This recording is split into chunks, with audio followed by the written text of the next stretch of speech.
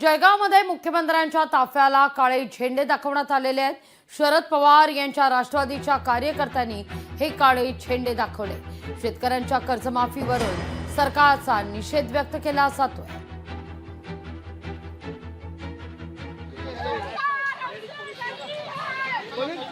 शेतकऱ्यांच्या कर्जमाफीवरून राष्ट्रवादी शरदचंद्र पवार पक्षाचे कार्यकर्ते हे आक्रमक झालेले आहेत। ज्या ठिकाणावरून मुख्यमंत्री देवेंद्र फडणवीस यांचा ताफा हा मार्गस्थ होत होता त्या ठिकाणी आता कार्यकर्त्यांनी काळे झेंडे देखील दाखवले। शेतकऱ्यांना कर्जमाफी मिळालीच पाहिजे अशी मागणी त्यावेळी जोर धरण्यात आलेली आहे। कर्जमाफीवरून सरकारचा निषेध व्यक्त केला जातोय। ही दृश्य आपण पाहतोय जिथून मुख्यमंत्र्यांचा ताफा मार्गस्थ होत होता त्या ठिकाणी मात्र हे काळे झेंडे दाखवण्यात आले।